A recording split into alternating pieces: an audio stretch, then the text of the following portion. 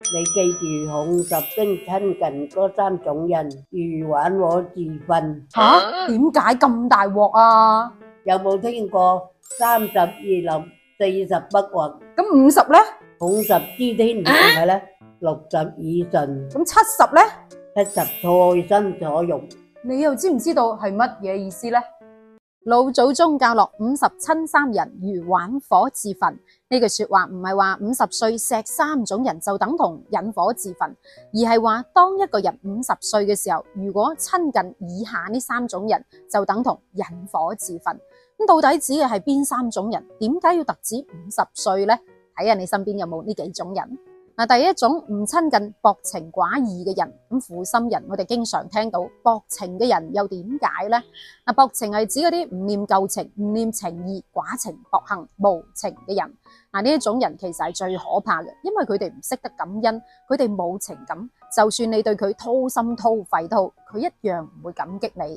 無論你對佢付出幾多都好，到頭來只會竹籃打水一場空。咁人嘅精力都係有限噶嘛，尤其到咗50歲嘅時候，如果仲將有限嘅精力嘥喺啲寡情薄義嘅人身上，到頭來只會空歡喜一場。面對啲唔識感恩嘅人，只會搞到自己心都淡晒。所以如果喺年過半百嘅時候遇到寡情薄義嘅親朋戚友，一定要遠離佢，唔使在乎幾多年嘅感情或者係面子嘅問題，亦都唔使在乎人哋點睇嘅。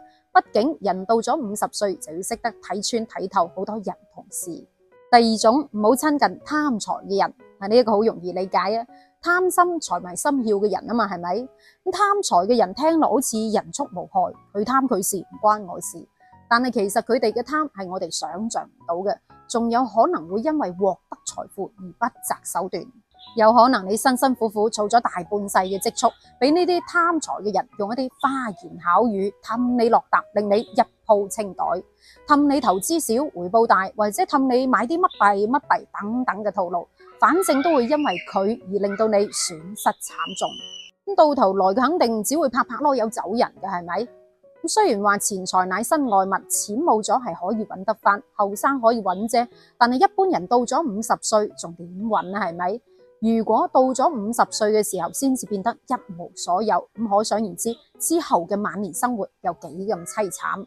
所以為咗自己，為咗家庭，要遠離呢啲貪財嘅人。第三種就係唔好親近勢利嘅人，用粵語就叫做白鴿眼，對眼生喺頭殼頂嗰種人。你身邊有冇啲當你富貴風光嘅時候，佢對你阿諛奉承，講好多好好聽嘅說話，但係當你兜踎落難嘅時候，望都唔望你一眼，將你拒之門外。呢一種戴住有色眼鏡嘅人，點有真心話講至得㗎？更加唔會真心誠意咁同人哋交往啦。佢同人哋交往，只會睇住對方對佢有冇利用價值。一旦對方對佢冇利嘅話，就會一腳踢開佢。而50歲嘅人遇到呢啲勢利嘅小人，更加要加以防範，目的性太強啦。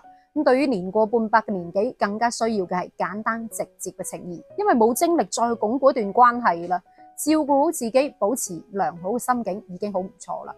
咁計起身又點止3種呢？我認為仲要遠離啲是非不分嘅人，尤其嗰啲覺得自己講乜都有道理，從來唔覺得自己有錯，亦都唔會主動認錯嘅人。咁人到咗50歲嘅交際圈，就應該識得篩選呢啲是非不分嘅人啦。仲有一種好重要嘅，就係唔好親近啲嗜賭成性嘅人。